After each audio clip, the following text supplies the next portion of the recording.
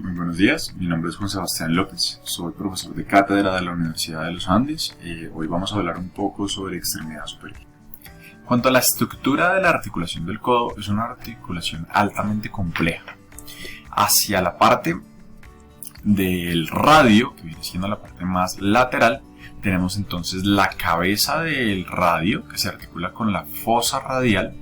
Tenemos entonces la tróclea, que es la parte más proximal del cúbito, justo por encima del olecrano, que se articula con la tróclea o con la fosa coronoides.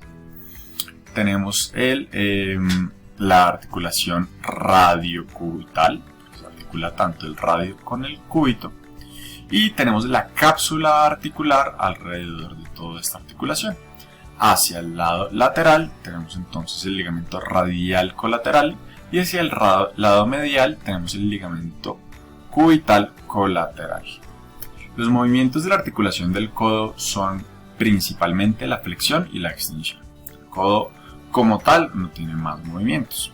La flexión está dada más que todo por el músculo braquial, principalmente, o el que más fuerza aporta, es el bíceps braquial, el músculo brachiorradial, que ya lo vamos a ver más adelante, y el músculo pronador redondo. Recordemos que la función del pronador redondo es pronar. Sin embargo, debido a que se inserta tanto en el húmero como en el cúbito como en el radio, parte de su función genera flexión del codo. Para extender el codo, de nuevo, tenemos simplemente el tríceps, que ya lo mencionamos, y el ancón. En los músculos del compartimiento anterior del antebrazo tenemos una cantidad mucho más grande que en los otros compartimientos. Tenemos el músculo brachiorradial. Él viene desde el tercio distal del húmero hasta el tercio casi distal del radio y se encarga de flejar el codo. El bíceps braquial continúa su inserción hasta la tuberosidad radial y va a ayudarnos a flejar el codo y hacer el proceso de supinación. Su principal función no es supinar, es flejar el codo. Sin embargo, al ser el músculo más grande de la supinación, es quien más aporta fuerza para este movimiento. Sin embargo, no es el principal músculo que se encarga de la supinación. El principal músculo de la supinación es el supinador. Más hacia adelante tenemos el flexor radial del carpo, el músculo palmar largo y el músculo flexor cubital del carpo.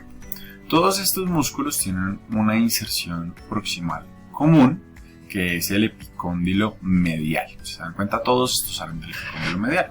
La forma fácil de acordarse es colocar su brazo, colocan 3 dedos y hacen el movimiento de flexión de la articulación del carpo. Van a sentir cómo los músculos se mueven. Cada uno de los 3 dedos corresponde a uno de los músculos que estamos viendo. Es el lado cubital, flexor carpulnaris, flexor cubital del carpo. En la mitad el palmar largo y hacia el lateral el flexor radial del carpo, flexor carpirradialis. Más profundo a estos músculos contamos con aún más músculos. En la parte más profunda está el músculo supinador, que le da la vuelta a ambos músculos y se encarga de devolver el antebrazo a su posición de supinación. Tenemos adicionalmente el flexor profundo de los dedos y el pronador cuadrado. El pronador cuadrado es de los músculos más distales que tenemos en el compartimiento anterior del antebrazo. El flexor superficial de los dedos se encuentra entre los 3 músculos que mencionamos, flexores del carpo, y el flexor profundo de los dedos, ¿sí? El flexor superficial de los dedos tiene parte de su inserción también en el epicóndilo medial. Adicionalmente a esto, a nivel del cúbito, vamos a tener entonces un músculo bastante lejano, un poco pequeño, que se encarga de flejar el pulgar. Como se encuentra lejos del pulgar, se trata del flexor largo del pulgar. Adicionalmente, más proximal y más lateral, vamos a tener el abductor largo del pulgar. El abductor largo del pulgar, como su nombre lo dice, se encarga de abducir el pulgar, es decir, de alejarlo del centro. ¿Correcto? Mientras que el flexor largo del pulgar se encarga de flejar el pulgar. Los 4 dedos que no son el pulgar comparten los flexores superficial y profundos, mientras que el pulgar tiene sus propios flexores, ¿correcto?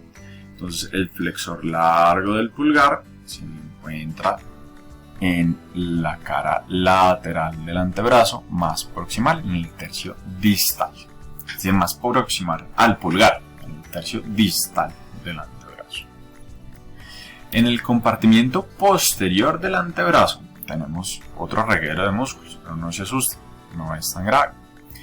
Tenemos entonces el extensor radial largo del carpo, el extensor de los dedos y adicionalmente el extensor del quinto dedo.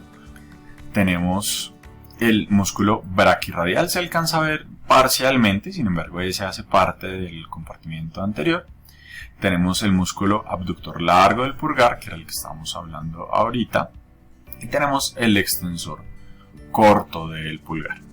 Entonces ya hablamos que tenemos un músculo flexor largo del pulgar. Entonces vamos a tener aquí un extensor corto del pulgar que se encarga de extender el dedo. Recuerden que cada uno de estos dedos tiene un extensor propio. ¿Sí? Hay un extensor de digiti minimi o extensor del meñique, extensor indicis o extensor del índice y extensor pollicis largo y corto, pollicis longus y brevis, que es el extensor largo y corto del pulgar, ¿correcto? Si nosotros vemos, estos músculos quedan muy pegaditos, el extensor corto, largo y el índice están casi que pegados. El extensor corto del pulgar se inserta más distalmente. El largo del pulgar se inserta más próximamente y por eso es el largo, mientras que el extensor del índice se inserta más medial. Este del índice es importante que lo diferencien del extensor largo y corto del pulgar. Está más medial y está separado del resto de músculos. Recordemos que hacia la cara ventral, es decir, en el compartimiento anterior del antebrazo, tenemos flexores profundos y flexores superficiales de los dedos, ¿sí? Sin embargo, en la extensión solamente tenemos los extensores de los 5 dedos. Entonces tenemos un extensor común para los 5 dedos, un extensor único para el pulgar, un extensor único para el índice. En el caso del pulgar tenemos 2, pero ambos se encargan únicamente de extender el pulgar. Y tenemos el extensor del digiti minimi o el extensor del meñique, que se encuentra un poco más profundo y un poco más posterior, más o menos a este nivel. Aquí podemos ver el anconio, que creo que no lo habíamos visto ahorita. Se dan cuenta que es un músculo pequeño. Bueno,